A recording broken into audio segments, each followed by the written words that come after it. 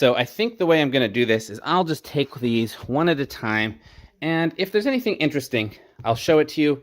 If there's nothing particularly interesting, I will just say what generally is in this and move on to the next thing for the video.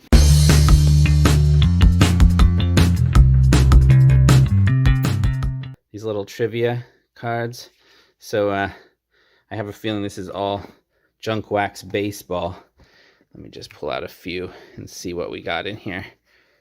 Yeah, this is going to be this sort of thing. So I'm not going to go through everything here because this is an example of what I assume is everything in here. So let's just look at this really quickly because this is something different.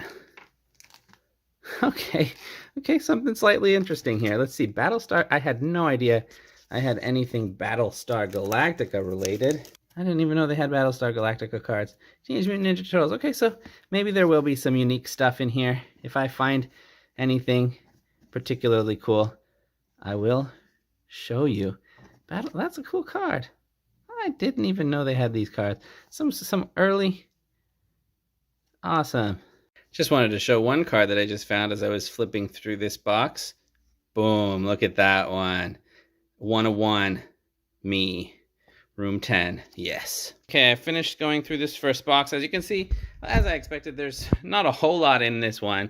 A bunch of these trivia cards, tons of those, and then a bunch of just junk wax baseball. I did put aside a few that I think when I was going through this, I decided any players' names that, you know, I have good, strong memories of from when I was a kid. I'm going to look into the possibility of sending off some of these cards to get like through the mail autographs for any players that I can. And I also pulled out names. You know, there's like a McGuire in here, and there's a Superman card right there. A Sammy Sosa, Andre Dawson. I'm probably going to try to see if I can get his autograph. So some of the names, like, you know, that are bigger names, I pulled to the side. Maybe I can put them in like a 50-cent box or a $1 box or something for some of those in the future. And then names that mean something to me that probably aren't that valuable, like, I don't know, like a Harold Reynolds was an example, or some other stuff in here. I might just see what, you know, if there's possibilities of getting an autograph card. And then I also have this original T206 Honus Wagner worth some millions of dollars. Just kidding. It's just a reprint thing. So anyway, that's the first box. Let's see what we got in the next ones. I'm going to go to this one because I'm pretty sure it's also baseball. So there's not a whole lot of baseball. I figure if I do it next to each other, it helps me with organizing.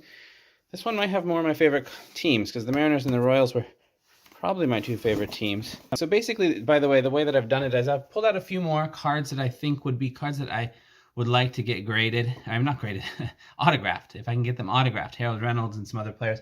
A little stack here. I'm gonna look up cards I just don't know that much about. I want to figure out what they're all about. And then most of the rest of just the junk stuff I'm gonna put in a box and figure out what to do with it. With a handful of cards that I'm pulling out, very few that are gonna go in like a 50-cent box for a card show at some point. So that's basically how I'm organizing this. So that's what I'll do with this as well. Okay, finished the second box. These are a bunch of the junk.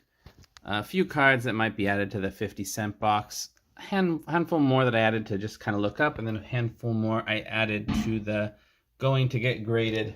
Or not graded, I keep saying that. A few more I added to the trying to see if I can send them off for getting a through the mail autograph. I'll make a separate video once I try that and figure out how to do that. So that's where I'm at with the second box.